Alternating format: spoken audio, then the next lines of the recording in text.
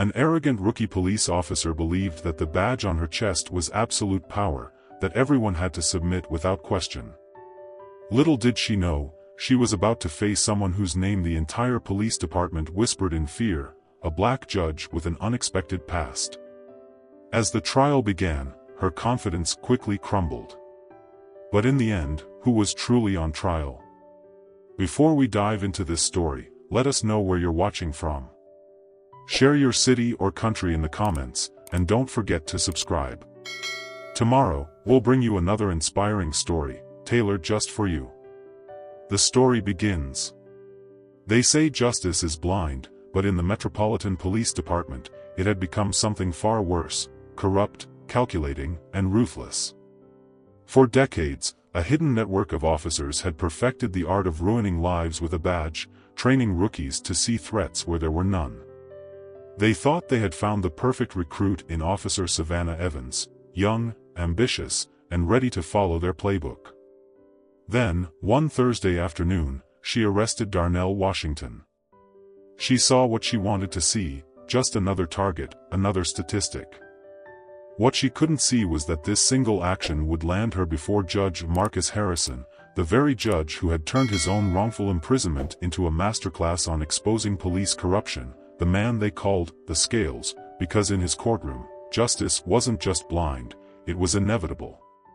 Now, as her carefully constructed world crumbles under the weight of video evidence, Officer Evans is about to learn why corrupt officers still whisper his name when cases land on his desk. Before we continue, I'd love to know where you're watching from today, and if you're enjoying these stories, make sure you're subscribed, because tomorrow's special episode is one you definitely don't want to miss. Officer Savannah Evans adjusted her crisp new uniform in the patrol car's rearview mirror, admiring the morning sun glinting off her newly pinned badge.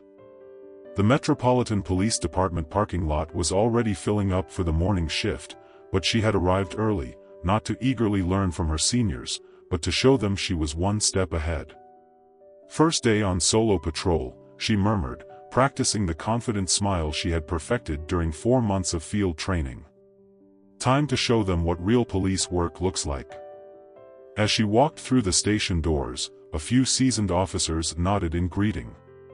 Sergeant Thompson, a grizzled man with salt and pepper hair and 23 years on the force, stepped away from the coffee machine to intercept her. "Evans," he called, his voice carrying the weight of experience. "Got a minute before briefing?" Savannah's smile didn't waver, though she internally fought the urge to roll her eyes. "Of course, Sergeant," she replied, her voice honeyed but with an underlying steel. Thompson gestured towards a quiet corner of the break room. "Listen, I know you're eager to get out there, but remember what we discussed during training. This isn't River Creek anymore. It's a different city, more complex. Take the time to learn the neighborhoods, understand the community." "With all due respect, Sergeant," Savannah interrupted, her smile tightening. "I graduated top of my class at the academy. I think I can handle whatever comes my way." The memory of her father's words echoed in her mind, the badge means power, and power means respect. Thompson's expression hardened slightly.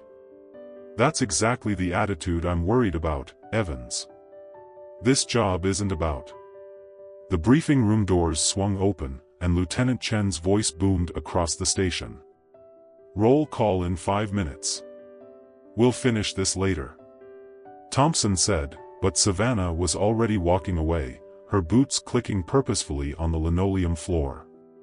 The briefing room quickly filled with the usual morning chaos, officers recounting tales from the night shift, rookies comparing notes, and veterans claiming their familiar seats. Savannah chose a spot in the front row, pulling out her notebook, more for show than necessity. She had memorized all the standard procedures and protocols. Lieutenant Chen began the briefing with the usual updates, a string of car thefts in the South District, a warning about a new designer drug circulating in the clubs, and updates on ongoing investigations. Then she paused, her expression turning grave. "One more thing before assignments," Chen announced. "Judge Marcus Harrison is presiding over several of our cases this month.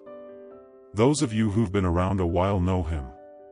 He's fair but extremely thorough, demands everything by the book, no shortcuts, no assumptions. Make sure your paperwork is impeccable. A few veteran officers nodded knowingly. Savannah noted the name, though she mentally dismissed the warning. Paperwork was paperwork, and judges were judges. She'd dealt with plenty of authority figures in her life. As assignments were handed out, Savannah received her patrol route, a mixed residential and commercial area considered challenging by some officers due to its diverse population and complex community dynamics. For her, it was an opportunity to prove herself. The morning passed quickly as Savannah familiarized herself with her beat. She handled a petty theft with what she considered appropriate severity, wrote 3 traffic citations, and diffused a heated argument between neighbors before it could escalate. Each interaction reinforced her belief in her own abilities. Early afternoon, the call came in, possible disturbance at Marshall and 4th. The dispatcher's voice crackled through her radio, male subject reported acting suspiciously near the convenience store. Copy, Savannah replied immediately, already turning her patrol car towards the location. Unit 247 responding. The scene she encountered was deceptively ordinary, a young black man in business attire standing near the store's entrance, checking his phone. Darnell Washington had no idea his life was about to intersect with Savannah's in a way that would alter both their futures. Savannah approached, her hand resting casually on her utility belt, her posture radiating authority. "Sir, I need you to step away from the entrance." Darnell looked up from his phone, surprised. "Excuse me?" "We received a report of suspicious activity," Savannah said, her voice carrying the clipped tones she had practiced to command respect. "What's your business here?" "I'm waiting for my sister," Darnell replied, maintaining his composure despite his growing confusion. "She works at the dental clinic next door. We're meeting for lunch." Savannah's eyes narrowed. The answer was perfectly plausible, but something in her bristled at his composure. In her mind, compliance meant nervous deference. "I'll need to see your identification." "May I ask why?" Darnell's question was polite but direct. "I'm just standing here." "Sir, are you refusing to comply with a lawful order?" Savannah stepped closer, her hand tightening on her belt. "No, I'm just asking. Hands where I can see them." Savannah's voice rose abruptly, drawing the attention of passers-by. Several people pulled out their phones, sensing the situation escalating. What happened next would be debated in detail in the days to come. Savannah would claim Darnell made a sudden movement, video evidence would later show him slowly reaching for his wallet, his intentions clear. But in that moment, Savannah saw what she expected, what her biases told her to see. Minutes later, Darnell Washington was in handcuffs, charged with resisting arrest, as bystanders recorded the incident on their phones. His sister emerged from the dental clinic, finding him being led into the back of a patrol car, her lunch break turned into a nightmare.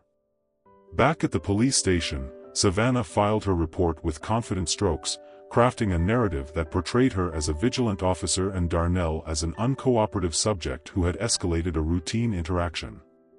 She barely noticed the uneasy glances from her colleagues as she recounted the incident in the break room. "Had to show him how we do things in this city," she boasted, oblivious to the worried looks Thompson and Chin exchanged.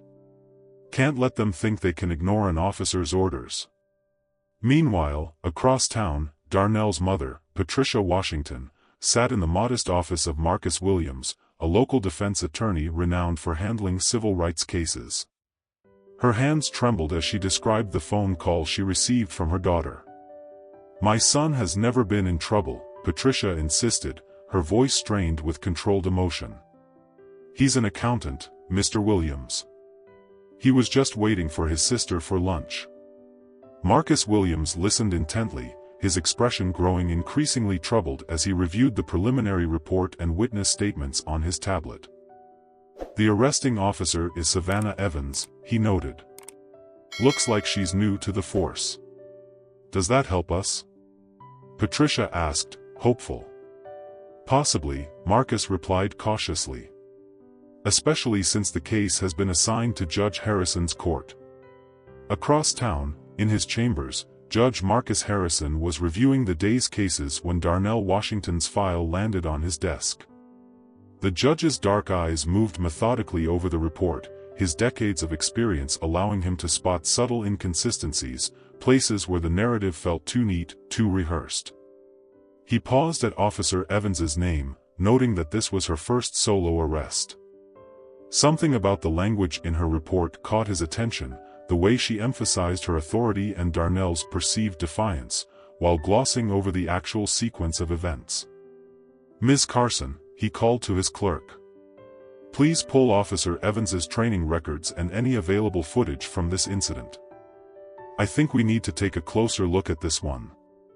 The next morning, as Savannah swaggered through the police station, sharing her version of the story with anyone who would listen, she remained blissfully unaware of the storm brewing. She dismissed a senior officer's advice about proper de-escalation procedures and scoffed at another's suggestion that she might want to review her body camera footage before the hearing. "Trust me," she said, leaning back in her chair during lunch break. "Once Judge Harrison sees how I handled the situation, he'll understand. We can't let people think they can question our authority whenever they want." "Evans," Sergeant Thompson tried one last time. "Judge Harrison doesn't." I know, she waved him off. "He's thorough, he's fair, he demands everything by the book, but in the end, he'll see that I was just doing my job, keeping the streets safe." As she spoke those words, Judge Harrison was settling into his chambers, preparing for one of the most significant cases of his career. On his desk lay two files, Darnell Washington's spotless record and Officer Savannah Evans's incident report. Between them was a USB drive containing multiple video angles that told a very different story than the one Savannah had written. The judge recalled his own youth, moments when power had been wielded as a weapon rather than a responsibility. He pulled out his legal pad and began to take notes, preparing for a hearing that would test not only the arrogance of a rookie officer, but the very foundations of justice and accountability in his courtroom. The stage was set. In 48 hours, Officer Savannah Evans would stand in Judge Harrison's courtroom, armed with nothing but her misplaced confidence and a fabricated story. Little did she know that her first solo arrest would become a turning point not just in her career, but in the ongoing national conversation about power, bias, and the true meaning of justice. As the sun set over the city, three individuals prepared for the coming storm in vastly different ways. Darnell Washington sat in his mother's living room, surrounded by family, trying to maintain faith in a system that had once failed him. Judge Harrison worked late into the night, carefully reviewing precedents and procedures, knowing that what was to come would demand all his experience and wisdom. And Savannah Evans returned to her apartment, polishing her badge and rehearsing her testimony, completely unaware that her world was about to change forever. The hearing was set for Monday morning, 9 a.m. sharp, in Judge Marcus Harrison's courtroom. Justice was about to wear a face Officer Savannah Evans never expected. Monday morning arrived with a palpable weight of anticipation hanging in the air.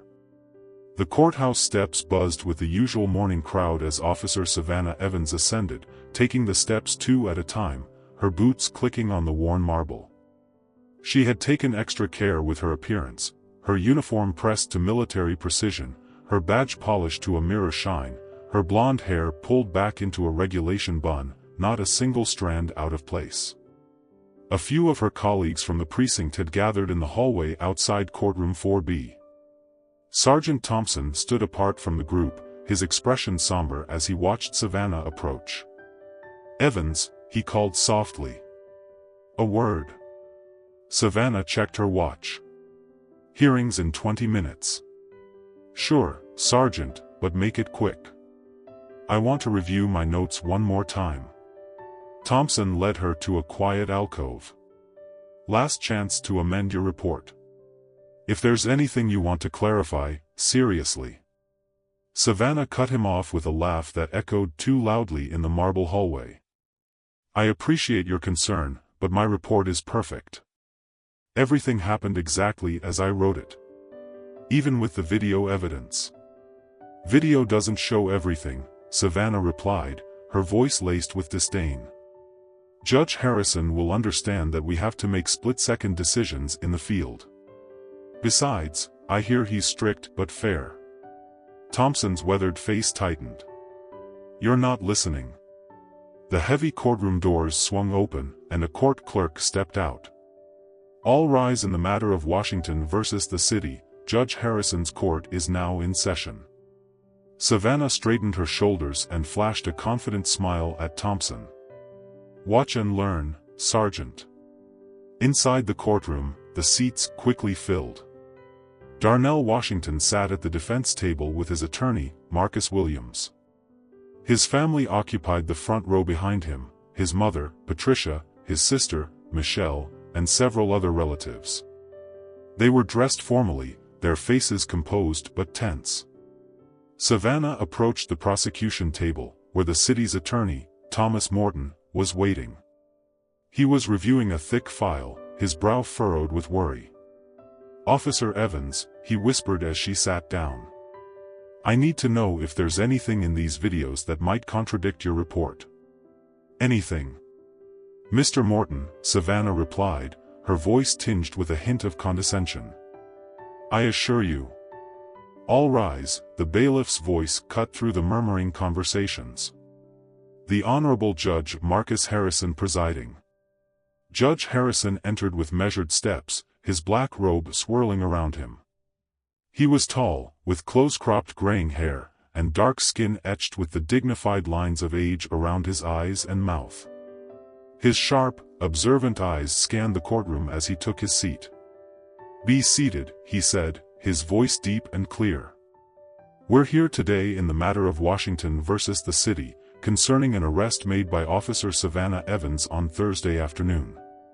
Mr. Williams, you may proceed with your motion. Marcus Williams stood up, adjusting his tie. Your Honor, we move to dismiss all charges against Mr. Washington and request an immediate investigation into Officer Evans's conduct in this arrest. We have video evidence from multiple sources showing my client was fully compliant and Officer Evans escalated the situation without cause. Objection. Savannah blurted out, half rising from her seat. Judge Harrison's eyes locked onto her. Officer Evans, in my courtroom, objections come from counsel, not witnesses. Mr. Morton, the city's attorney, placed a restraining hand on Savannah's arm. No objection, Your Honor. However, we maintain that the videos do not show the full context of the interaction. We will examine that context closely, Judge Harrison replied. Mr. Williams, present your evidence. Williams nodded to his assistant, who dimmed the lights. A large screen descended from the ceiling, and the first video began to play. It was from a bystander's phone, showing Darnell standing quietly by the store entrance, checking his phone. Savannah's approach was clearly visible, her body language aggressive from the start. As Your Honor can see, Williams narrated. Mr. Washington was simply waiting for his sister, causing no disturbance. When Officer Evans approached him without legitimate cause. That's not how it was, Savannah began to interrupt again. Officer Evans, Judge Harrison's voice carried a warning tone. Interrupt these proceedings again without permission, and I will hold you in contempt. Understood? Savannah's face flushed. Yes, Your Honor, she managed, though her jaw was clenched. The video continued, showing the escalation exactly as it had happened, Darnell's calm questions, Savannah's increasingly aggressive responses, the moment she claimed he made a threatening move. The move, Williams said. Now, let's compare this with Officer Evans's body camera footage. The second video started, and Savannah felt her confidence waver for the first time. The angle was different, but the story it told was the same. Worse, her own voice sounded different than she remembered, harsher, more confrontational. Note the timestamps, Your Honor, Williams continued. Officer Evans states in her report that Mr. Washington was acting suspiciously for several minutes before she approached him. The video shows she initiated contact within seconds of arriving. Morton shifted uncomfortably beside Savannah. Your Honor, while the timing may be slightly off, we maintain that Officer Evans had reasonable suspicion based on the call she received. That call, Williams interrupted. We subpoenaed the dispatch records. When investigators tried to follow up, they found no one in the area who actually witnessed any suspicious activity. We believe Officer Evans either fabricated the call or responded to an intentionally false report without proper verification. Savannah's face flushed. She hadn't expected them to trace the call. The truth was, she had seen Darnell from her patrol car and decided he looked out of place. The dispatch call in her report was an afterthought, a detail added to justify her actions. Judge Harrison leaned forward. Mr. Morton, does the city wish to respond to this allegation? Morton tugged at his collar. We'll need time to verify the dispatch records, Your Honor. Very well, Judge Harrison noted on his pad. Mr. Williams, proceed. The morning passed like a slow-motion nightmare for Savannah. Williams methodically dismantled her report, pointing out discrepancies between her written testimony and the video evidence. Multiple witnesses took the stand: the store owner, who testified that Darnell was a regular customer, Michelle Washington's supervisor, who confirmed their lunch plans, even a passing jogger who had captured part of the interaction on his phone. During a brief recess, Morton pulled Savannah aside. This is bad, he whispered. You told me you had probable cause. You told me the videos would support your story. They're just twisting everything, Savannah insisted, but her voice lacked its earlier confidence. That's what defense attorneys do, right? Morton stared at her for a long moment. Officer Evans, I'm going to recommend the city settle this case. And if I were you, I'd start thinking very carefully about what you're going to say when Judge Harrison calls you to the stand. I didn't lie. Savannah retorted sharply, but the words tasted bitter in her mouth. When court resumed, Judge Harrison called Darnell to the stand. Savannah watched him testify, her perception of him shifting uncomfortably. In her report, she had painted him as aggressive, uncooperative, but the man on the stand was articulate and composed, his account of events matching the video evidence perfectly. Mr. Washington, Williams asked. Have you had any prior interactions with law enforcement? No, sir, Darnell replied. I've never been arrested or even received a traffic ticket. I'm an accountant. I was just waiting for my sister, as I do every Thursday. And how has this incident affected you? Darnell's composure wavered slightly. I used to believe that if you did everything right, followed the rules, respected authority, you'd be okay. Now I'm anxious every time I see a patrol car. I had to explain to my nieces why their uncle was handcuffed. How do you explain something like that to children? From her seat, Savannah heard Patricia Washington stifle a sob. For the first time since the arrest, doubt crept into her mind. She glanced at Judge Harrison and found him watching her, his expression unreadable. Officer Evans, Judge Harrison's voice cut through her thoughts. Please take the stand. As Savannah walked to the witness box, she tried to regain her earlier confidence. She had rehearsed her testimony, prepared her answers, but under the harsh fluorescent lights, with Judge Harrison's piercing gaze fixed on her, those practiced words felt hollow. Williams began his questioning. Officer Evans, please explain why you found Mr. Washington's behavior suspicious enough to warrant investigation. Savannah swallowed. The call said, the call we've established came from an empty payphone, Williams interrupted. Focus on what you actually observed. He was standing near the store entrance, Savannah said, her voice smaller than usual. It's a high-crime area. Objection. Williams interjected. The crime statistics for that neighborhood show it's one of the safest in the city. Would you like me to enter those statistics into evidence? Sustained, Judge Harrison said. Officer Evans, please confine yourself to your direct observations. The cross-examination continued, each of Savannah's answers sounding weaker than the last. Williams methodically exposed every inconsistency, every assumption, every moment where her bias had colored her actions. One final question, Williams said. In your report, you stated Mr. Washington made a sudden, threatening move, yet in none of the videos, not the bystander footage, not your body camera, not the store security camera, does any such move appear.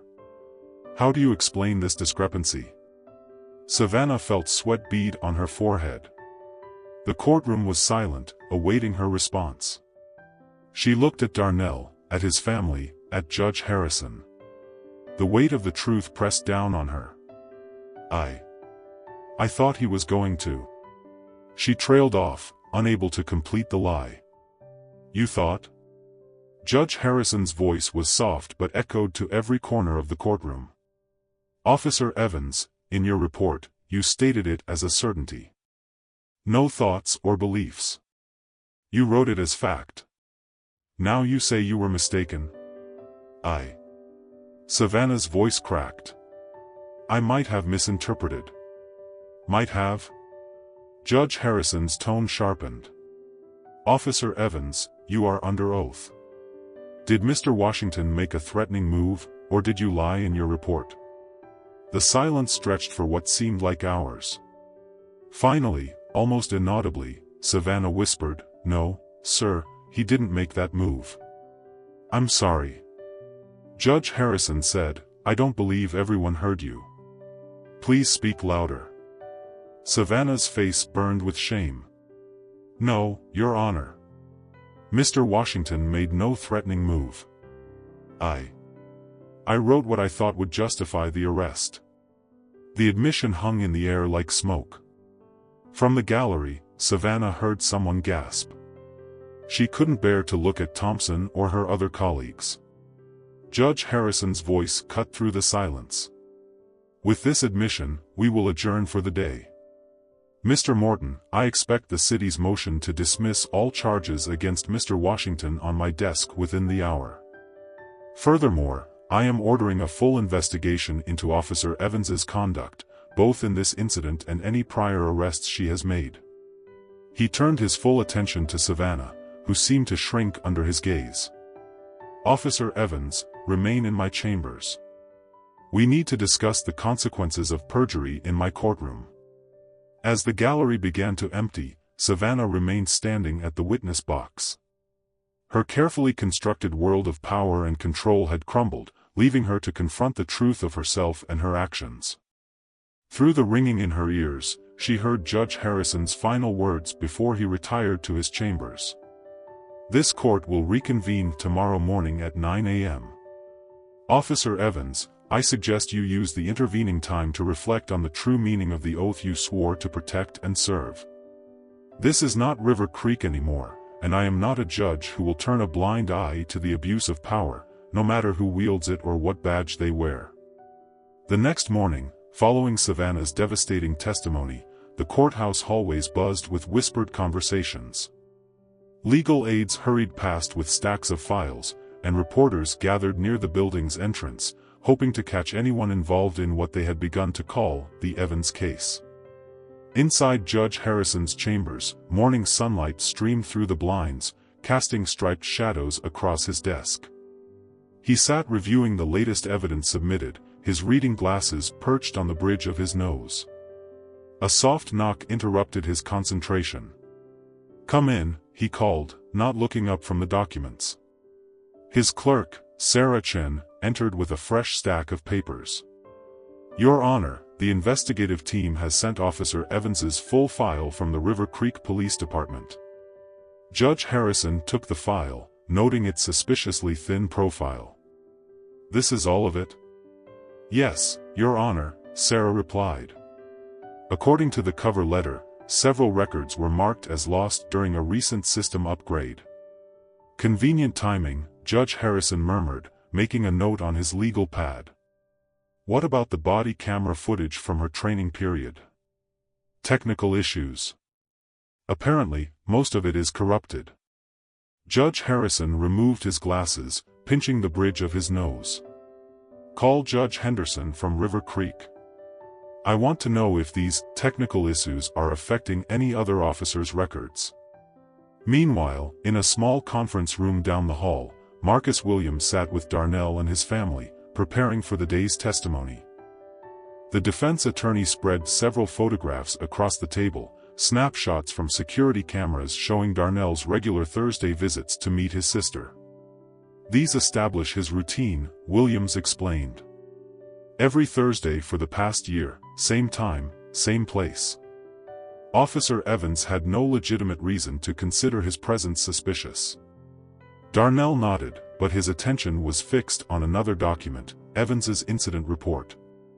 She wrote that I was loitering suspiciously and acting erratically, he read aloud, his voice tight with controlled anger. Who did she see when she looked at me? Because it wasn't me. Patricia squeezed her son's hand. Honey, some people see what they want to see. That's exactly what we're going to prove today, Williams said, pulling out another file. We have testimony from 6 other individuals Officer Evans arrested during her training period. They all tell similar stories. Across town, at the Metropolitan Police Department, Sergeant Thompson sat in Lieutenant Chen's office, both reviewing Evans's training evaluations. The atmosphere was tense, heavy with the weight of missed warning signs. Here, Thompson said, pointing to a note he had written. 3 weeks into Evans's field training, showed concerning bias in subject interactions, recommended additional diversity training. Chen frowned. What was the response? Overruled. Her test scores were too good, and we were short-staffed. Thompson's face showed the burden of that compromise. We should have pushed harder. Don't start with that, Chen warned. We're not here to carry Evans's guilt. We just need to make sure we catch everything now. Back in the courtroom, people slowly filed in, the morning tension palpable. Savannah sat at the prosecution table, her uniform still crisp, but her posture a stark contrast to the previous day. The swagger was gone, replaced by a stiff, immobile demeanor that spoke of sleepless nights and uncomfortable revelations. Judge Harrison entered, and the bailiff called the court to order. Be seated, the judge said, his voice carrying its usual measured authority. Mr. Williams, you may call your next witness. The defense calls Officer Peter Rodriguez. Savannah's head snapped up as her former training partner took the stand. Rodriguez avoided her gaze as he was sworn in. Officer Rodriguez, Williams began. You worked with Officer Evans during her field training, correct? Yes, sir. For about 6 weeks. During that time, did you observe any concerning behavior in her interactions with civilians? Rodriguez shifted uncomfortably. I did note a few instances where Officer Evans seemed to approach situations with preconceived notions. Can you elaborate? There was one incident, Rodriguez glanced at Savannah before continuing. We responded to a noise complaint in the Garden District.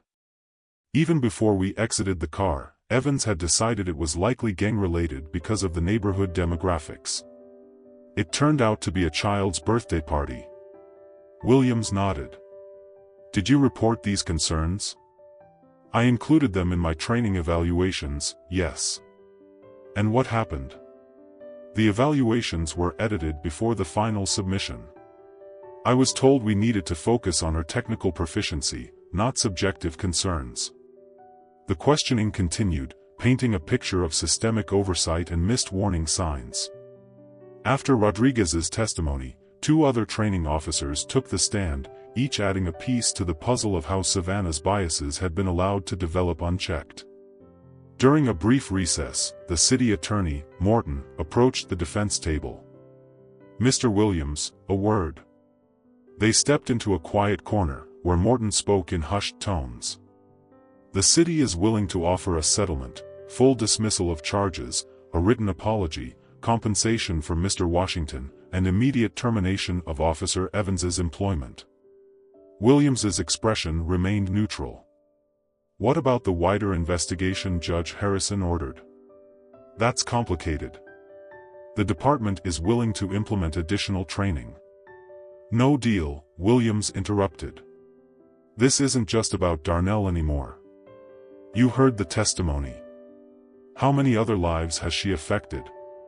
How many reports has she falsified? The system that enabled her needs to be exposed. When court resumed, the prosecution called their expert witness, Dr. Angela Martinez, a specialist in law enforcement training and behavioral psychology. She had reviewed all available evidence, including Savannah's background and training records.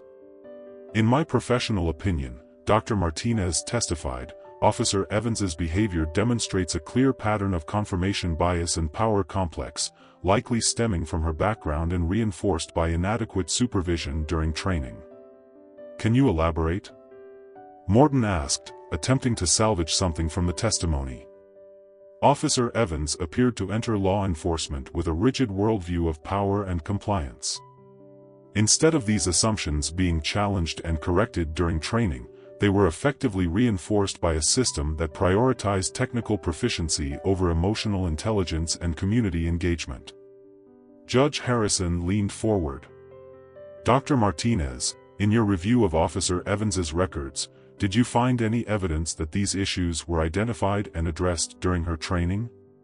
Yes, Your Honor, but only at the level of initial observations. Several training officers noted concerns, but these notes were consistently minimized or dismissed in the final evaluations.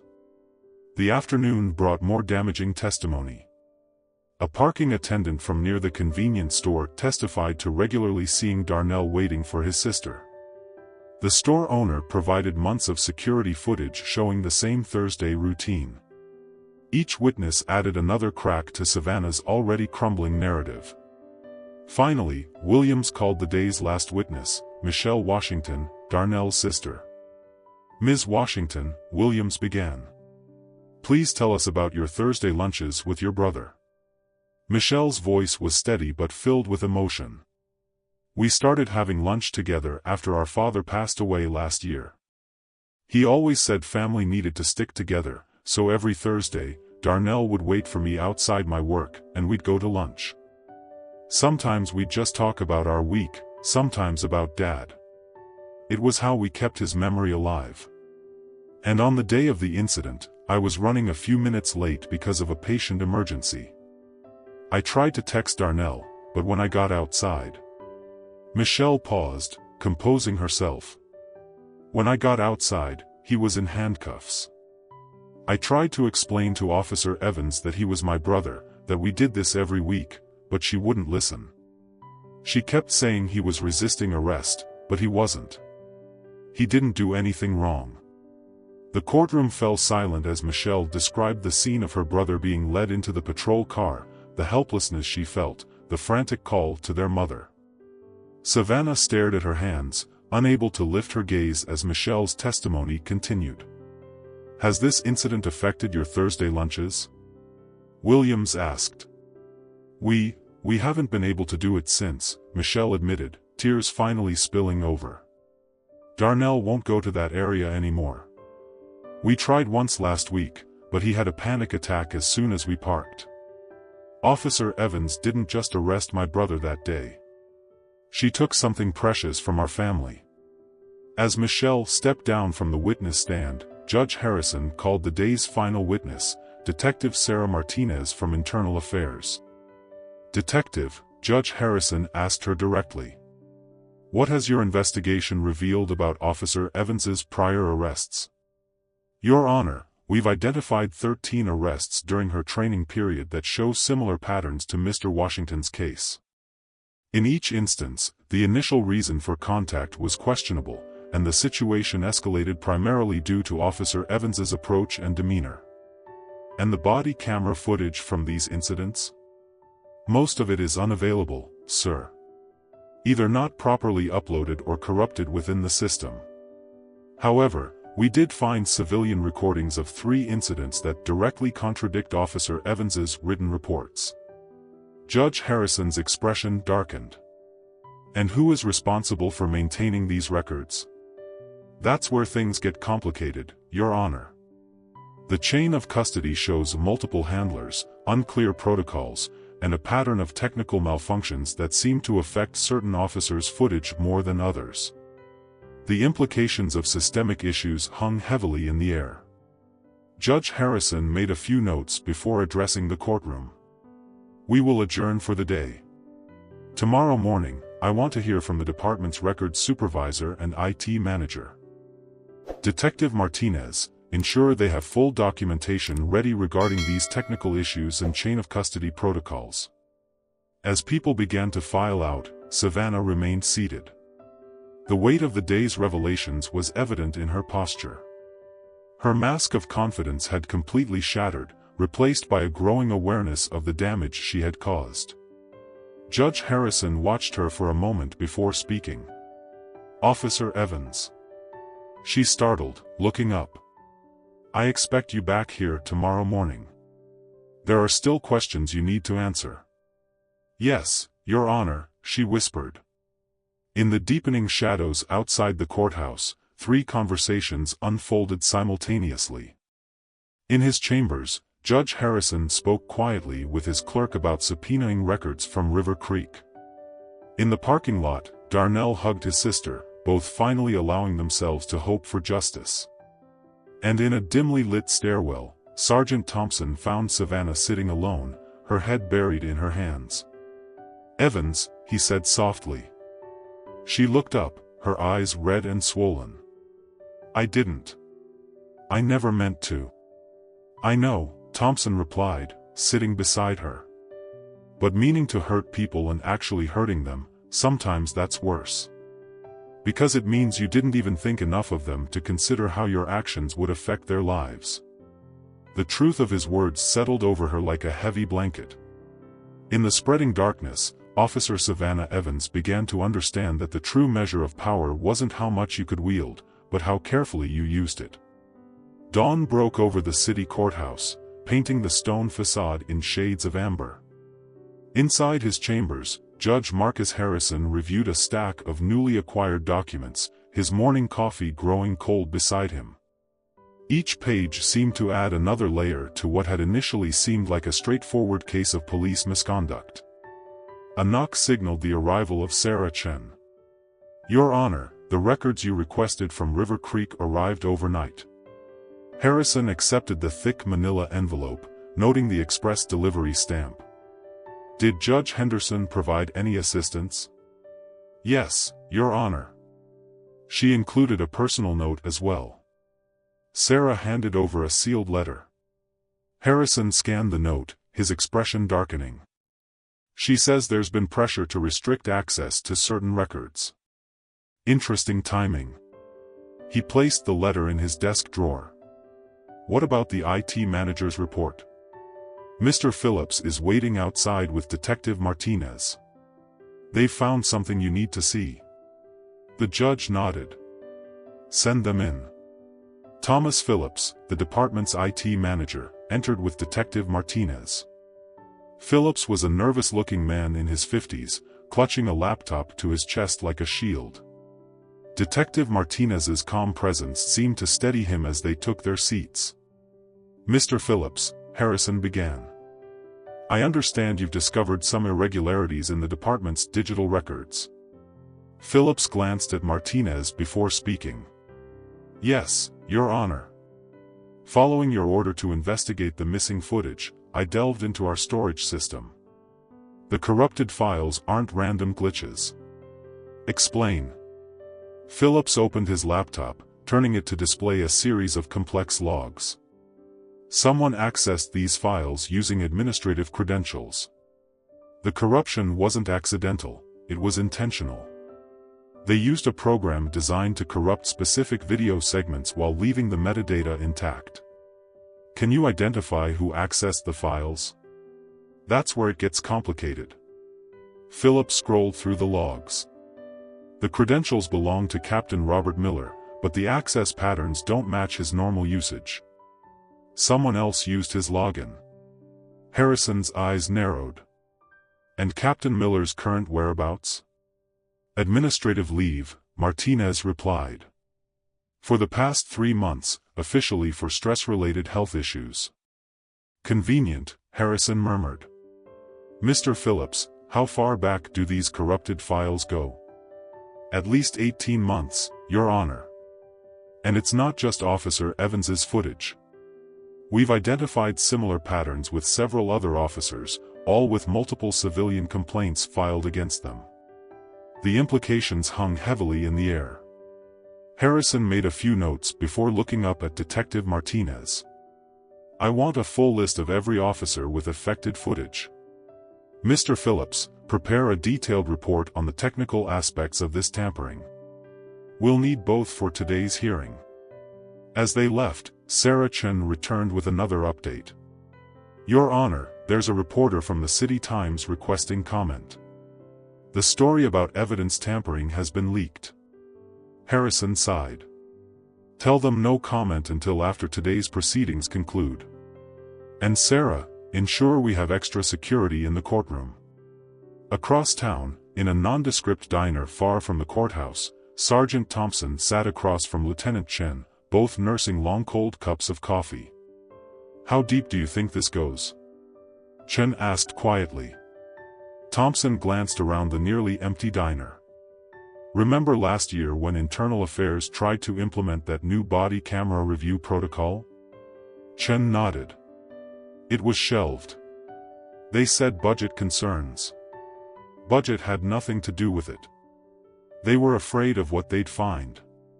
Thompson pulled out his phone, showing Chen a series of emails. I kept records, Lisa. Every time I reported concerns about an officer, every complaint that got buried, every technical issue with footage.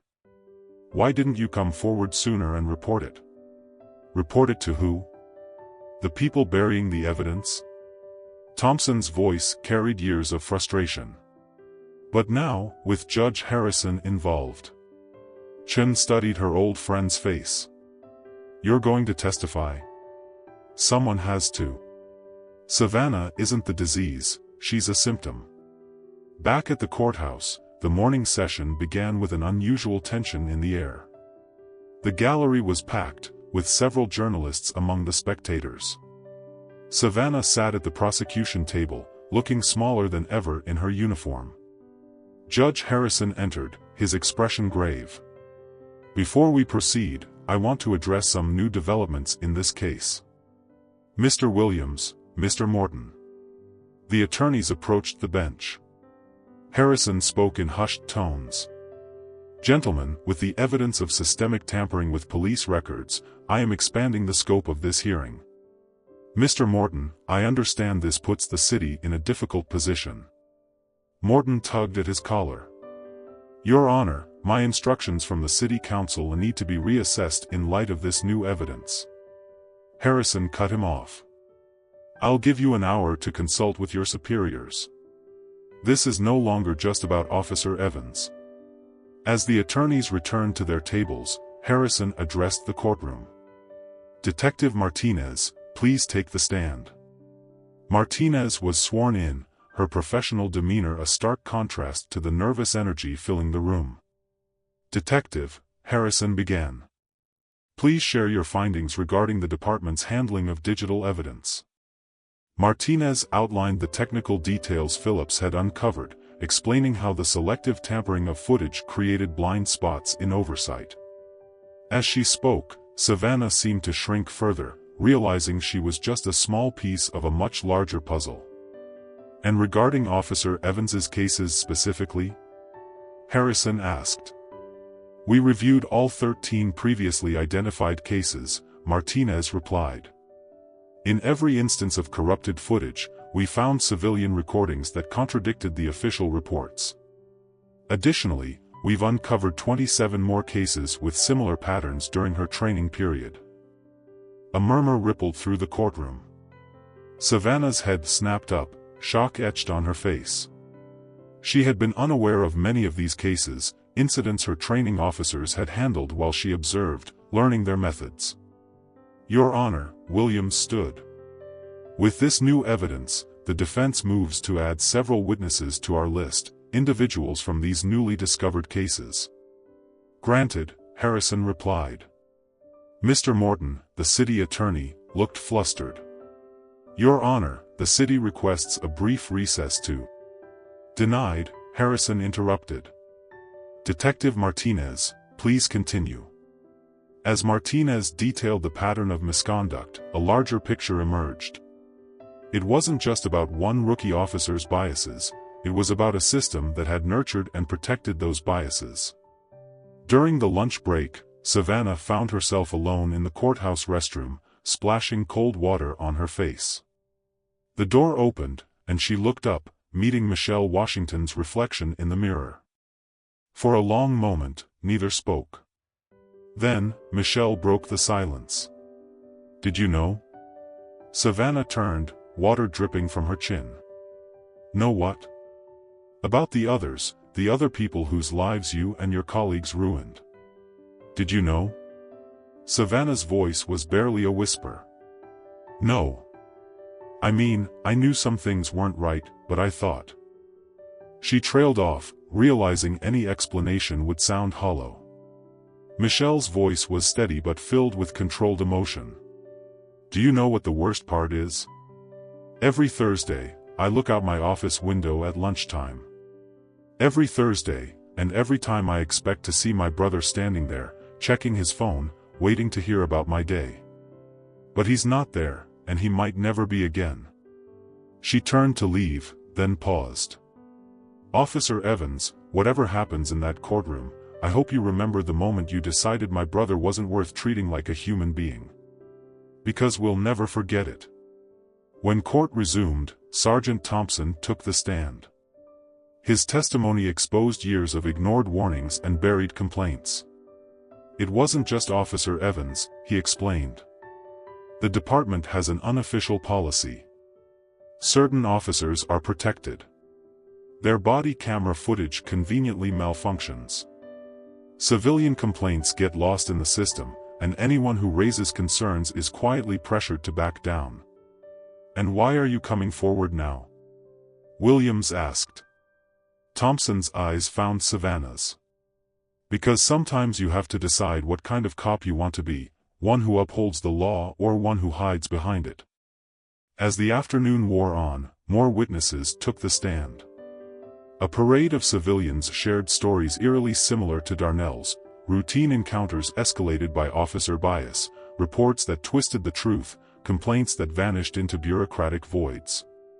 Judge Harrison listened to each testimony, occasionally glancing at Savannah, observing the weight of the revelations settling on her shoulders. She had entered his courtroom believing she was defending her authority. Now she was witnessing the collapse of everything she had been taught to believe about that authority. Late in the afternoon, a surprise witness appeared, Captain Robert Miller himself, accompanied by his attorney. Captain Miller, Harrison asked him. I understand you've reached an agreement with the district attorney's office? Yes, Your Honor.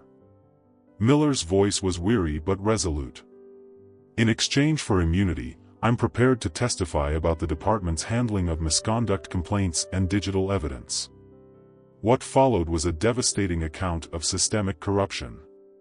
Miller detailed how certain officers were chosen for protection, how evidence was manipulated, and how whistleblowers were silenced. Officer Evans, he said at one point, was exactly the kind of rookie we looked for, ambitious, power-oriented, and willing to follow the unwritten rules. We paired her with training officers who would reinforce those tendencies. And the missing records from River Creek? Harrison asked. We have contacts there. When we learned about this hearing, we reached out, asked them to minimize certain aspects of her file.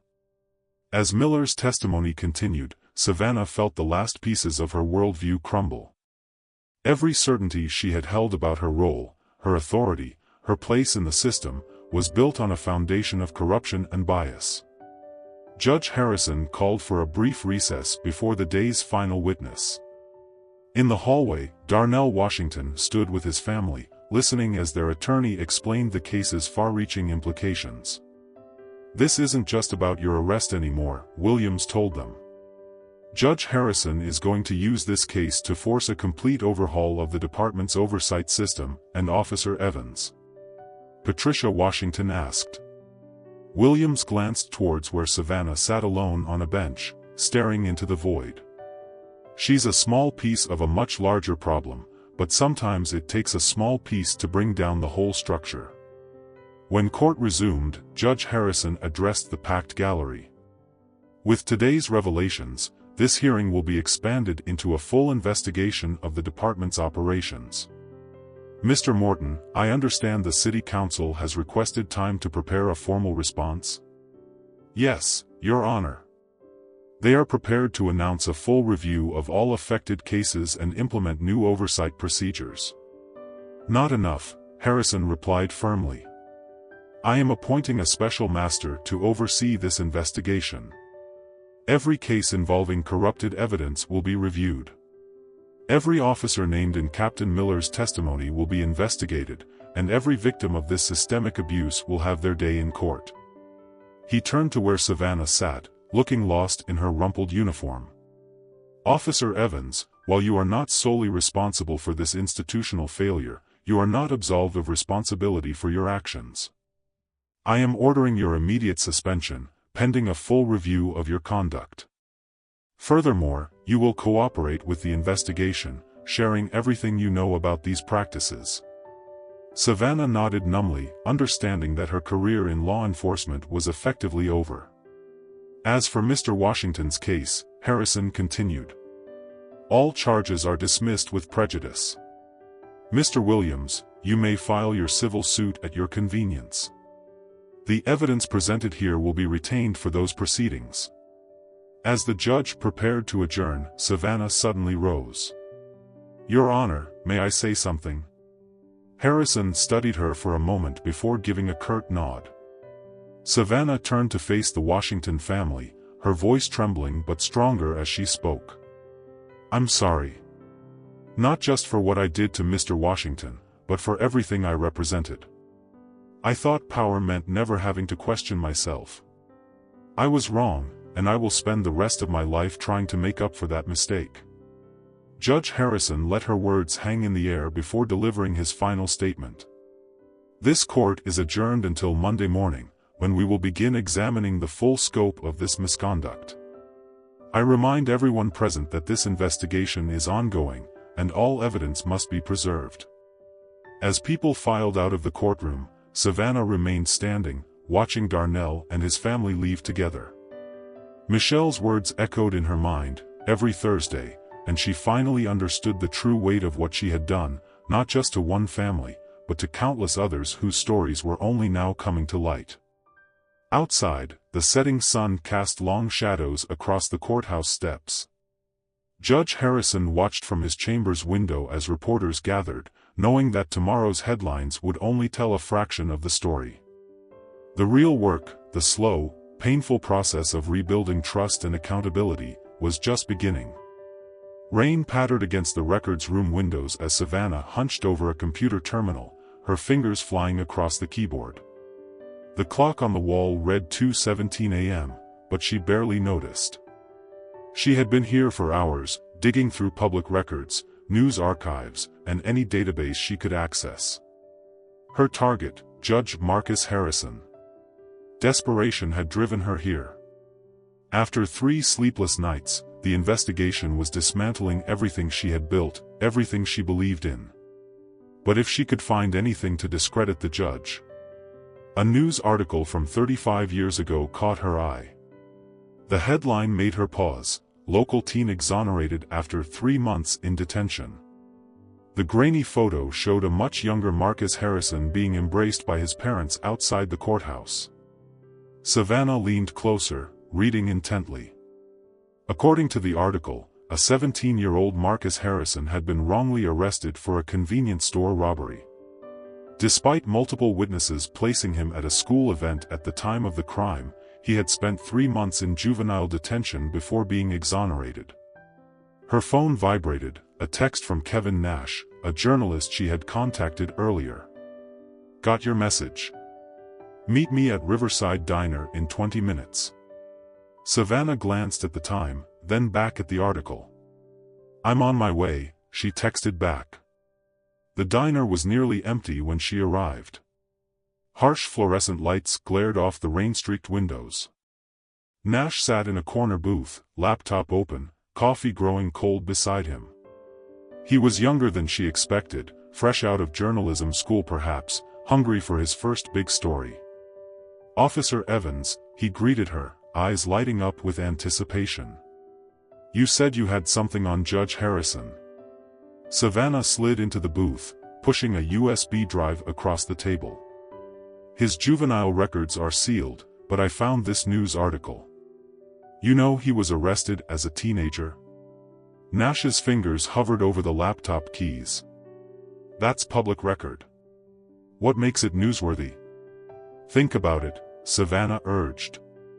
A judge who was wrongly arrested as a teenager, now presiding over cases involving police misconduct. How can he be impartial? You think he's biased against law enforcement because of his past? I think the public deserves to know about potential conflicts of interest. The word sounded rehearsed, hollow. Nash had skimmed through the files. This is interesting, but it's thin. We need more to make it a story. What if I told you there were rumors about his time in juvenile detention, things that didn't make it into the official record? Like what? Savannah hesitated. The next words would cross a line, and she knew it. I heard he might have been involved in some violence while he was inside. Nothing proven, but... Nash's expression changed subtly. That's a serious allegation. Any evidence? Not yet, but if you start digging. You're asking me to imply a sitting judge has a violent past based on unverified rumors? Nash closed his laptop. Officer Evans, I may be new to this, but I'm not stupid. This feels like a hit job. The public has a right to know the truth. Nash cut her off.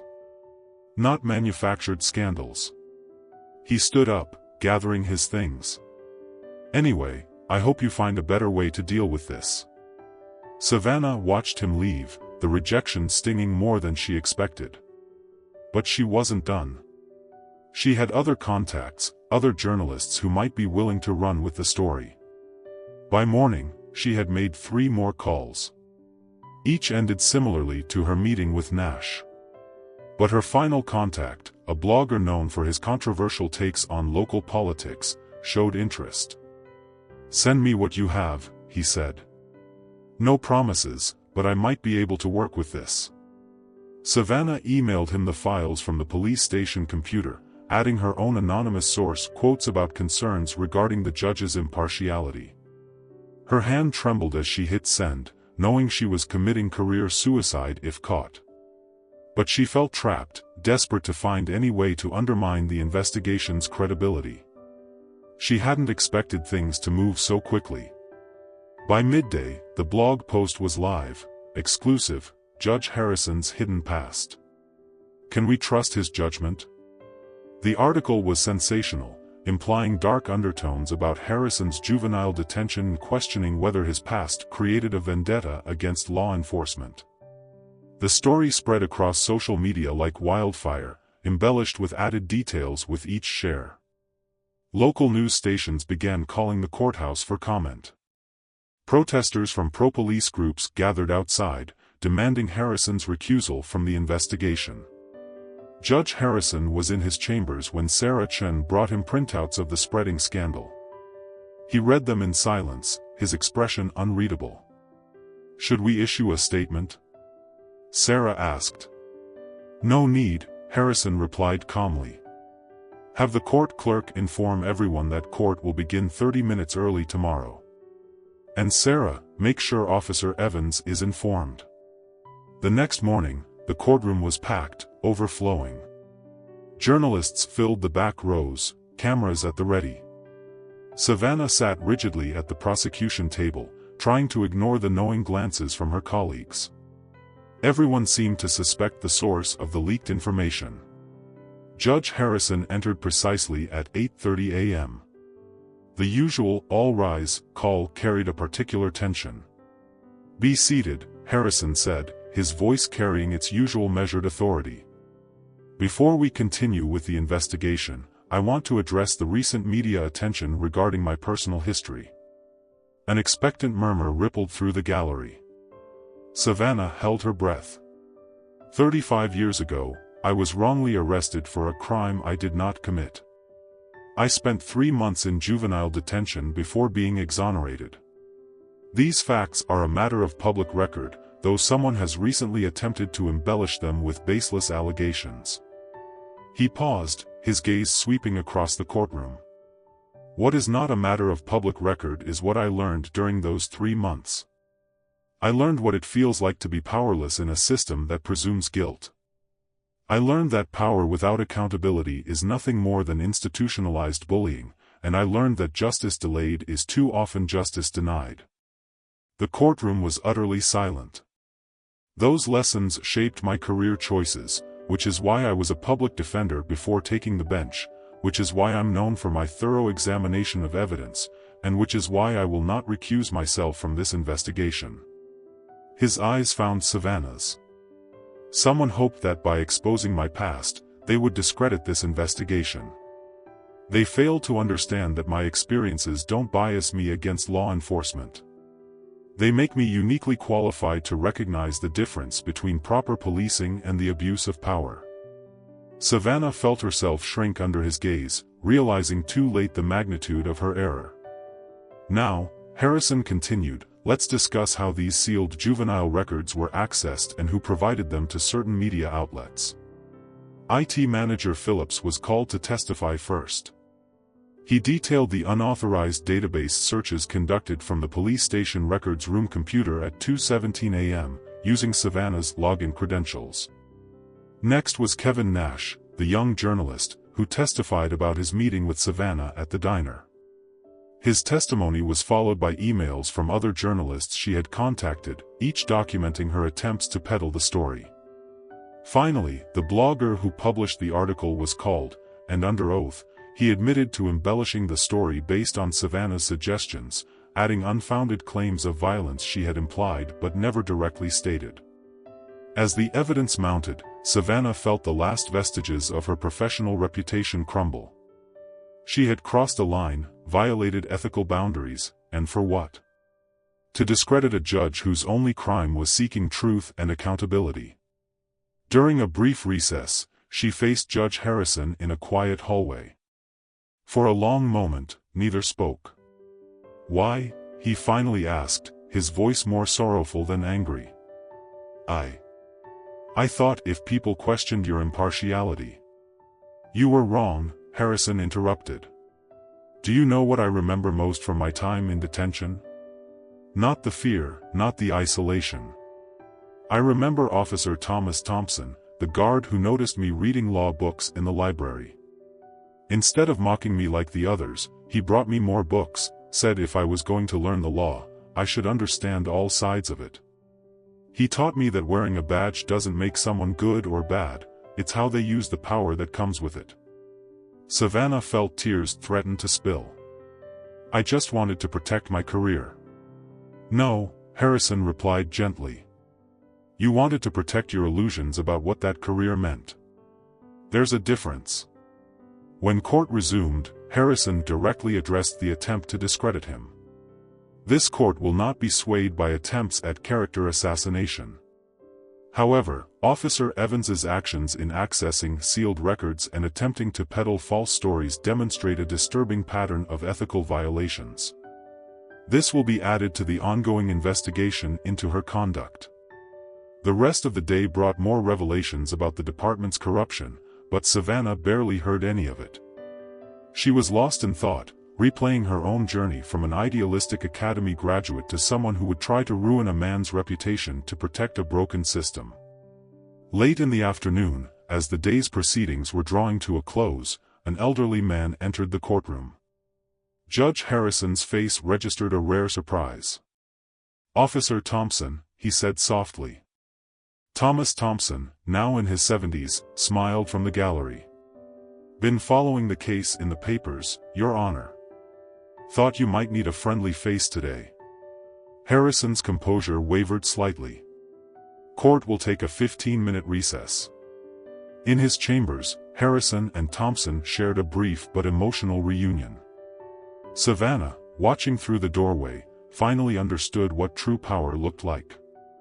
It wasn't about force or control, but about impact, about the ripples one's actions could create across decades.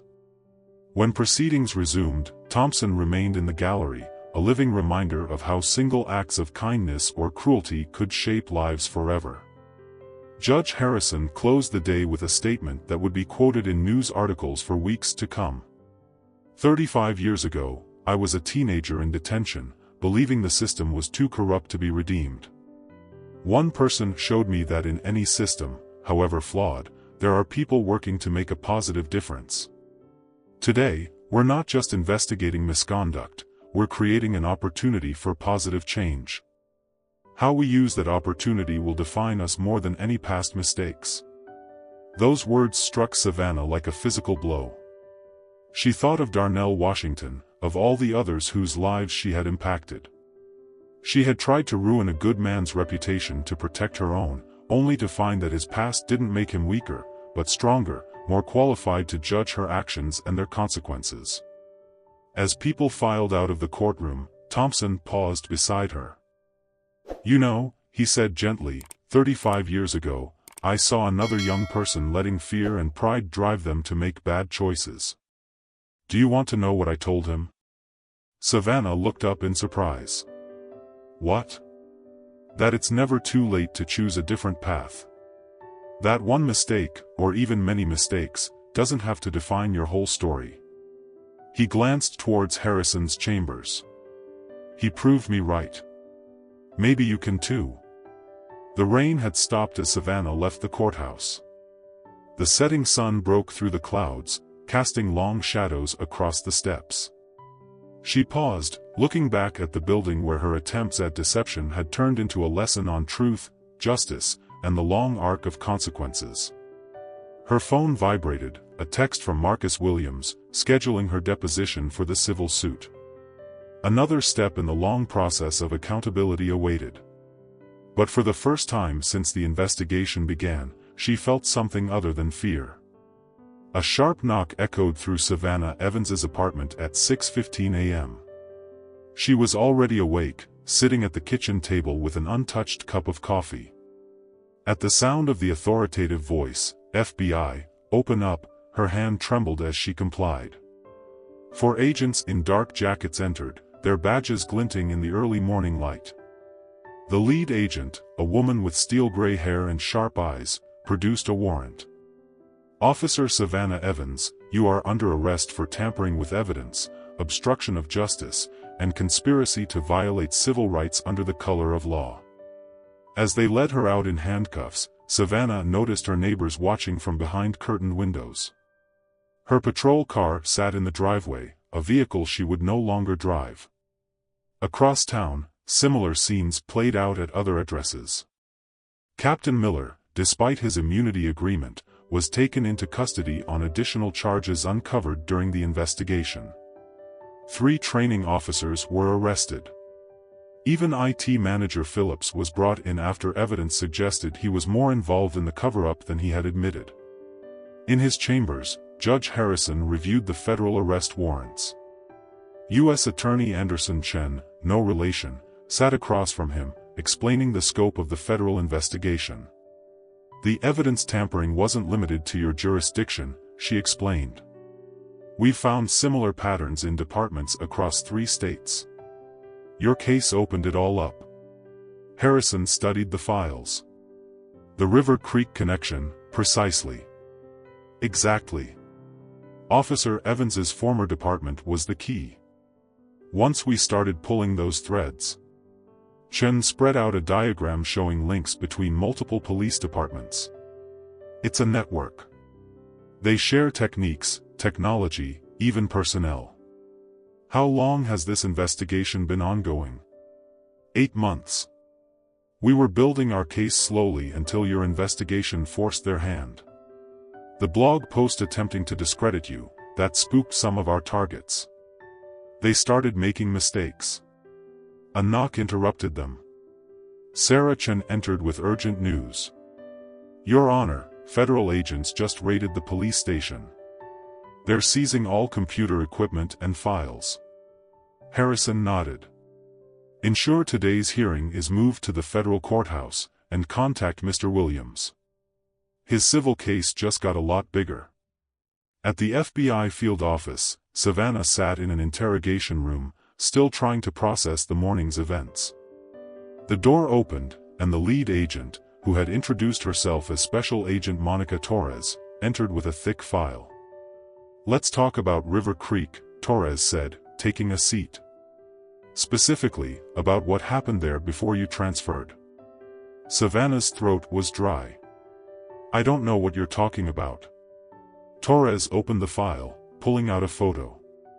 It showed a younger Savannah with several River Creek officers, including a man Torres identified as Lieutenant Thomas Cooper.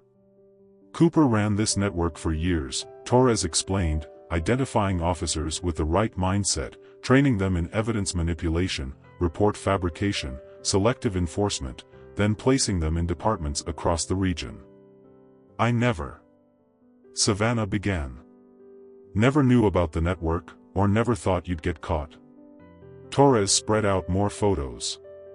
We have it all, Officer Evans, the training sessions disguised as poker nights, the software used to corrupt video evidence, the database of preferred candidates for recruitment.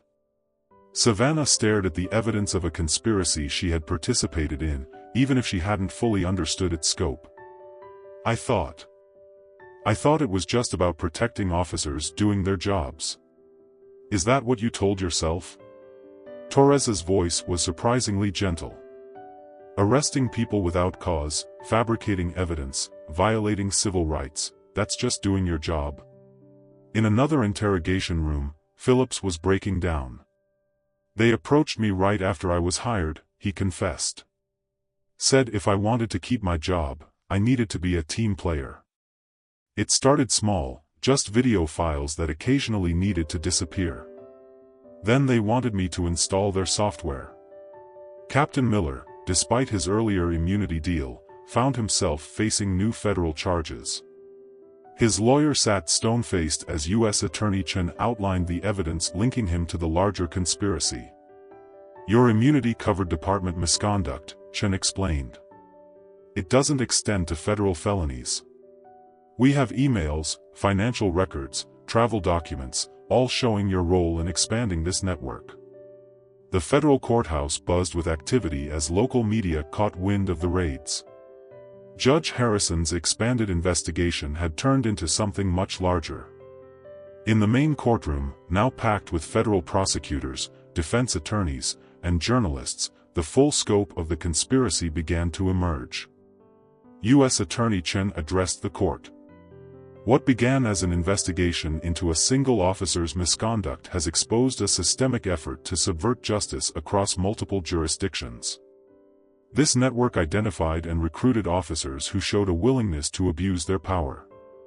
They provided the tools and training to manipulate evidence, create cover stories for civil rights violations, and actively work to discredit anyone who threatened to expose their operations. Darnell Washington and his family sat in the gallery, watching as their personal injury suit transformed into a landmark civil rights prosecution. Marcus Williams had filed motions to expand their case into a class action lawsuit, representing dozens of victims across multiple jurisdictions. During a brief recess, Williams met with the Washington family in a conference room. Things have changed, he explained. The federal investigation has uncovered evidence of a coordinated effort to violate civil rights. Your case helped expose it, but now we're looking at systemic abuse spanning years. Patricia Washington squeezed her son's hand. All those other families, we finally have a chance to get justice. Williams reassured her. The FBI has been building this case for months. Judge Harrison's investigation just helped them move faster. Back in the interrogation room, Savannah faced a decision. Agent Torres had laid out her options: full and immediate cooperation, or facing maximum federal charges. "Why me?" Savannah asked. "I was just a rookie." "You were their ideal candidate," Torres replied. "Young, ambitious, groomed to see power as absolute. They spotted you at River Creek, orchestrated your transfer here, made sure you were trained by their people. You weren't just a rookie, you were an investment." Those words struck Savannah like physical blows. Every choice she thought was her own had been carefully orchestrated. Her transfer, her training assignments, even the first solo patrol that led to Darnell's arrest, all had been planned to solidify her place in their system. "If I cooperate," she said slowly, "I need to know one thing first." "How many?" Savannah's voice broke. "How many people did they hurt using officers like me?" Torres opened another file. "We've identified over 300 cases so far across 15 departments. And that's just the cases we can prove."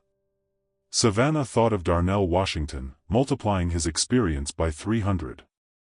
The weight of it seemed to crush the air from her lungs. "I'll tell you everything," she whispered. By late afternoon, Judge Harrison's courtroom had been transformed into a command center for the federal investigation. U.S. Attorney Chen presented the preliminary findings. The network operated as a pyramid scheme for civil rights violations, she explained.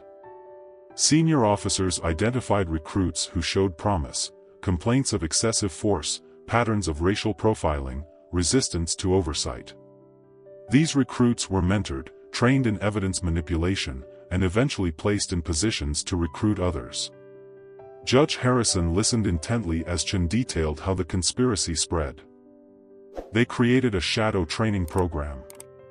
Official records show proper procedure, while select officers were taught how to falsify reports, manipulate body camera footage, and handle civil complaints.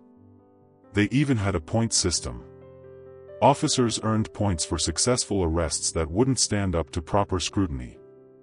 The afternoon brought a parade of cooperating witnesses. Phillips provided technical details about the software used to corrupt video evidence. Training officers described how they identified potential recruits. Even Captain Miller, facing federal charges despite his earlier deal, began sharing information about the network's hierarchy. But it was Savannah's testimony that held everyone's attention. She described her recruitment at River Creek, how they subtly tested her boundaries, the gradual normalization of misconduct. "They never called it corruption," she explained, her voice steady despite her obvious distress. "It was always about maintaining power or supporting fellow officers. They made it sound noble, like we were protecting the thin blue line between order and chaos." As she spoke, Judge Harrison noticed Darnell Washington and his family in the gallery. Their personal tragedy had ignited an investigation that would impact hundreds of lives. The judge made a mental note to acknowledge their role when he delivered his final ruling. The most dramatic moment of the day came when Agent Torres presented evidence linking the conspiracy to several high-profile police misconduct cases in other cities. "This isn't just about individual officers," Torres testified. "This is a coordinated effort to prevent accountability, to maintain systems of oppression under the guise of law enforcement." Savannah listened from the witness stand, each revelation adding to her understanding of how thoroughly she had been manipulated. The ideal rookie, who thought she was maintaining order, had been a pawn in a much darker game. In the final hour, U.S. Attorney Chen outlined the next steps. "We've secured search warrants for 23 additional locations. Federal agents are working with state prosecutors to review every case handled by identified network members. And we're establishing a task force to handle the expected flood of civil rights cases." Judge Harrison addressed the courtroom before adjourning. "What began in this court as a review of a single arrest has exposed a cancer within our justice system. The coming days will be difficult for all involved, but sunlight remains the best disinfectant. This court will continue to work with federal agencies to ensure that every victim of this conspiracy receives justice. As U.S. Marshals led the arrested officers away, Savannah caught a glimpse of Sergeant Thompson in the gallery. Their eyes met for a moment, and she saw not condemnation but a deep sadness. He had tried to warn her, to guide her down a different path, but the conspiracy's influence had been too strong. Outside the courthouse, reporters swarmed the steps as U.S. Attorney Chen held a press conference. Cameras flashed as she announced the formation of a special interagency task force to investigate police corruption. In his chambers, Judge Harrison met privately with the Washington family and their attorney. "Your strength in pursuing justice has helped more than just your own case," he told them. "You've brought hope to hundreds of other families who have suffered similar injustices." Darnell, who had remained silent for much of the day's proceedings, finally spoke up. "What happens next?" Judge Harrison replied simply. "Slowly but surely. Every case will be reviewed, every victim will be heard, and those responsible will face the consequences of their actions." As night fell, Savannah was taken back to the Federal Detention Center. In her cell, she thought about the path ahead. Cooperating would mean testifying against former colleagues, exposing further corruption, facing the consequences of her own actions. But for the first time since her arrest, she felt something close to peace. Agent Torres visited her one last time before her transfer. "Why did you agree to cooperate?" Torres asked. "You could have tried to bargain for a better deal." Savannah thought of Michelle Washington's words in the courthouse restroom, of Judge Harrison's redemption story, of the 300 lives affected by the conspiracy. "Because sometimes," she said softly, "the only way to make things right is to tell the whole truth, no matter the cost." As the cell door closed, Savannah Evans, former officer, conspiracy member, and now key witness, began the long process of making amends. The system that had turned her into a tool of oppression was crumbling, and in its ruins lay the possibility of true justice. The next morning's headlines would tell part of the story: "Federal investigation uncovers multi-state police corruption network." But the real story of justice delayed but not denied, of truth emerging from the shadows, of redemption through accountability, was still being written, one testimony at a time. The federal courthouse's high-security courtroom buzzed with tension as Savannah Evans took the witness stand. 6 weeks had passed since the FBI raids, and she had spent every day preparing for this moment, the start of the federal prosecution against the police corruption network. U.S. Attorney Anderson Chen approached the podium. "Ms. Evans, please tell the court about your first meeting with Lieutenant Cooper at River Creek." Savannah's voice was steady, her police uniform replaced by a simple gray suit. "It was after my third shift. He invited me to what he called an advisory meeting at his house. There were other officers there, all carefully selected."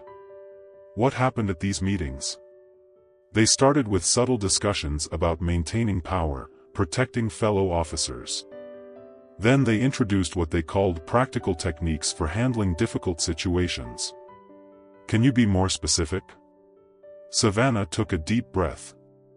"They taught us how to write reports to justify any action we took, how to frame civilian behavior to make them seem threatening, which words to use, which details to emphasize." In the gallery, Sergeant Thompson watched his former rookie outline the conspiracy's methodology. Each revelation highlighted the thoroughness with which they had corrupted the fundamental principles of law enforcement. "These weren't just informal suggestions," Savannah continued. "They had actual training materials, report templates, lists of approved phrases, even sample scenarios we would practice." Chen displayed a document on the courtroom screen. "Is this one of those templates?" "Yes. Look at the structure. The civilian is always described as aggressive or non-compliant first, then our actions are presented as a response to their behavior, never the other way around." Throughout the morning, Savannah detailed the network's operation. She described how Cooper and others identified potential recruits, how they tested loyalty through increasingly dubious assignments, how they created a parallel training system that twisted proper procedures into tools of oppression. During a brief recess, Judge Harrison met with the federal prosecutors in his chambers. Agent Torres spread new evidence across his desk. "We've linked this network to similar operations in 12 states, she reported. "Same methods, same training materials, same patterns of evidence manipulation. They're building a nationwide system." Harrison studied the documents. "How many officers are involved?" "Conservative estimates, over 500. And that's just the active participants. There are probably twice as many who knew and stayed silent." The afternoon session brought Phillips to the witness stand. The former IT manager had turned state's witness, providing technical details about the network's digital operations. "The software wasn't just for corrupting video," he explained. "It was designed to create plausible technical glitches. If anyone investigated, they'd find what looked like genuine file corruption or system errors." "Who provided this software?" Chen asked. "It came through Cooper, but it was developed by a private company called Blue Line Security Solutions." Phillips paused. "A company owned by retired police officials from multiple departments." This revelation sent ripples through the courtroom. The conspiracy wasn't just corrupting active officers, it was creating a profitable business model to perpetuate that corruption. As Phillips testified to the technical details, Savannah sat with U.S. Marshals in a secure room, watching on closed-circuit TV. Each piece of evidence showed her how small her role was in a much larger machine. In her next round of testimony, Chen turned her attention to specific cases. "Tell us about Jeremy Torres," Chen asked. Savannah's composure wavered slightly. 19 years old. "I arrested him for suspicious behavior near a convenience store, the same store where I later arrested Darnell Washington." "What happened to Mr. Torres?" "He spent 3 weeks in jail before the charges were dropped, lost his job. His girlfriend was pregnant at the time, he missed their first ultrasound because he was in custody." "And was there any legitimate reason for his arrest?" "No." Savannah's voice choked. "He was just there, but he fit the profile we were taught to target, young minority males they called high-value enforcement zones." In the gallery, Marcus Williams sat with several other civil rights attorneys. They had been compiling similar cases, building a massive class action lawsuit that would eventually include over 300 plaintiffs. The prosecution's case continued with testimony from Cooper's former secretary, who had secretly recorded years of suspicious meetings and conversations. "They called it quality control," she testified. "Every week, they reviewed body camera footage from officers across multiple departments, not to check for misconduct, but to identify officers with recruitment potential. They looked for specific behaviors, attitudes towards civilians, a willingness to escalate situations. The evidence mounted: financial records showing payments to Blue Line Security Solutions, training schedules disguised as routine department meetings, performance reviews that rewarded aggressive enforcement while ignoring civilian complaints." During cross-examination, defense attorneys tried to paint Savannah as an opportunist, turning on her colleagues to save herself, but her testimony remained consistent, her remorse genuine. "Yes, I'm testifying in exchange for consideration in sentencing," she admitted, "but that's not why I'm here. I'm here because people were hurt, hundreds of them, and staying silent would make me complicit in every future abuse this system allows." As the day's proceedings concluded, Judge Harrison made a surprise announcement. "Tomorrow, this court will hear from those most directly affected by these actions. The prosecution will present testimony from citizens whose lives were impacted by the network's operations." The next morning, Jeremy Torres was the first to take the stand. Now 21, with a toddler daughter, he described how his wrongful arrest had derailed his life. "I lost my warehouse job," he testified. 3 weeks in jail, no contact with my employer. When I got out, they'd replaced me. My girlfriend's family wanted her to leave me. They figured there had to be a reason I was arrested. Even after the charges were dropped, people looked at me different." One by one, the victims shared their stories, a nurse who lost her license after being arrested on fabricated drug charges, a college student whose scholarship was revoked, a small business owner whose reputation was damaged by fabricated disorderly conduct charges. Savannah forced herself to watch every testimony, to hear every detail of how the system she had served had ruined lives. During a recess, she encountered Jeremy Torres in the courthouse hallway, escorted by U.S. Marshals. He looked at her for a long moment. "You didn't really see us as people, did you?" "No," she admitted softly. "We were taught to see threats, statistics, quotas, never individuals with lives, families, dreams. And now?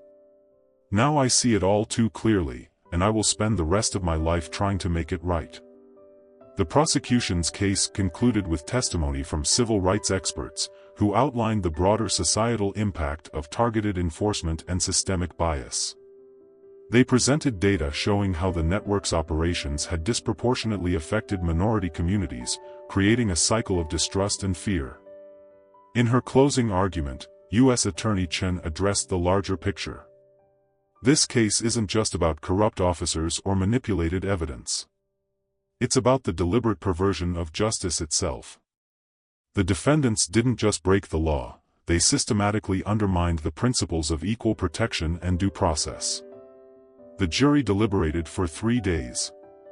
When they returned, the verdicts were unanimous, guilty on all counts for Cooper and the other conspiracy leaders. The judge scheduled sentencing for the following month. For Savannah, the hardest part came after the verdicts, when she met with Marcus Williams and his clients to formally apologize. "I know words aren't enough," she told them, "but I want you to know that every day for the rest of my life, I will work to repair the damage I helped cause." Williams nodded. "That work starts now. The civil case needs your testimony on specific incidents, policies, and patterns of behavior. It won't be easy." "I understand." Savannah straightened her shoulders. "Whatever you need." The civil proceedings brought a different kind of reckoning. While the criminal trial focused on the conspiracy's leaders, the civil lawsuit exposed the day-to-day impact of their policies. Savannah testified for weeks, detailing how seemingly routine police actions had been weaponized against innocent civilians. During breaks in the civil proceedings, she met with her therapist, Dr. Sarah Reynolds, a counselor specializing in law enforcement trauma. "How are you processing the testimony?" Reynolds asked. Savannah looked out the office window. "Every day, I learn about another life I helped ruin, another family hurt, another community that lost faith." "And how are you handling that?" "I'm not sure I'm allowed to handle it," Savannah admitted. "Maybe carrying this weight is part of making things right." "Punishment and redemption aren't the same," Reynolds reminded her. "You can acknowledge your guilt while still working to heal the wounds for both yourself and those you've harmed." The civil lawsuit concluded with a landmark settlement. The involved departments agreed to sweeping reforms, including independent oversight, mandatory bias training, and a civilian review board with real power. The plaintiffs in the class action received substantial compensation, though everyone acknowledged that money couldn't fully repair the damage done. Judge Harrison presided over the final settlement hearing. His closing remarks would be quoted in law schools for years to come. "Today, we've seen justice served in the legal sense.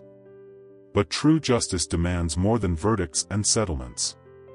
It requires a fundamental shift in how we view power, accountability, and human dignity." The officers involved in this conspiracy didn't start their careers intending to become corrupt. They were gradually led down that path by a system that prioritized power over service, control over protection. As we implement these reforms, we must remember that a badge isn't a shield from accountability, but a symbol of public trust. Afterward, Savannah began working with police reform advocates, sharing her experiences to help identify and prevent similar corruption. She spoke at academy training sessions, her story serving as a stark warning about the seductive nature of unchecked power. A year after the initial investigation, she was invited to speak at a community reconciliation forum. The audience included many of her former victims, including Darnell Washington and his family. "I will not ask for forgiveness," she told them. "What I did, what we all did, caused damage that can never be fully repaired. Instead, I ask for the opportunity to help prevent others from suffering the same injustice. Every day, I work with departments and training programs to recognize and stop the patterns that allowed us to abuse power." Michelle Washington, who still couldn't bring herself to wait outside the office, asked the hardest question. "How do we know this won't happen again?" "Because now we know what to look for," Savannah replied.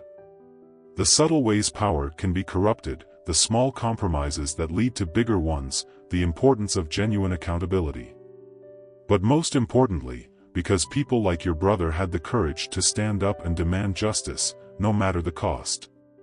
Darnell, who had finally resumed Thursday lunches with Michelle at a different spot, added his perspective. "The system doesn't fail just because of corrupt officers, it fails because good people stay silent. Change happens when we refuse to accept injustice as normal." The forum concluded with the announcement of a new civilian oversight commission led by community members and reform advocates. Sergeant Thompson, who had retired from the force to focus on police reform, served as a technical advisor. As the anniversary of Judge Harrison's initial ruling approached, the changes were evident. Body camera footage was automatically uploaded to secure, independent servers, civilian complaints were investigated by an outside agency, training programs emphasized de-escalation and community engagement. But the most significant change was intangible, a shift in how power was viewed and exercised. Officers learned to see their authority not as a right, but as a responsibility. Communities began cautiously rebuilding trust with law enforcement. Savannah's sentencing, delayed due to her cooperation and testimony, finally arrived. She stood before Judge Harrison one last time, having helped dismantle the corrupt system she once served. Harrison considered her contributions to the investigation before speaking. "Ms. Evans, your actions caused real harm to real people. No amount of cooperation can erase that fact. However, your efforts to expose and reform the system that enabled that harm are substantial. This court sentences you to 5 years in prison, with 3 years suspended, plus 5 years of probation. During that time, you will continue your work with reform advocates and training programs." As she was led away to begin her sentence, Savannah caught a glimpse of Officer Thomas Thompson in the gallery, the man who had once shown Judge Harrison a different path. He gave a slight nod, acknowledging that even in the darkness of corruption, there was always the possibility for light to break through. The story of a rookie cop's journey from blind power to conscious accountability became part of a larger narrative of justice reform and the ongoing work of building trust between law enforcement and the communities they serve. It wasn't a happy ending, there was too much damage for that. But it was something equally important, a new beginning. Justice doesn't always come immediately, but the truth is eventually revealed. If you were Savannah, what would you do when faced with undeniable truth? Have you ever been in a situation where a wrong decision could change someone's life? Share your thoughts in the comments, your story might inspire someone seeking justice. If you found this story meaningful, share it with your friends and family to spread the message of responsibility, integrity, and justice. Thank you for following and being a part of this journey. Let's work together to create a world where truth and justice always prevail. May you always be strong, wise, and successful. Thank you for supporting the channel. Please like, share, and subscribe to receive the latest updates. The stories are collected from various sources and do not represent any individual or organization. They are shared to spread humanistic values in life and have been rewritten with the support of AI. If there are any errors, please overlook them with understanding. Wishing you all the best in life.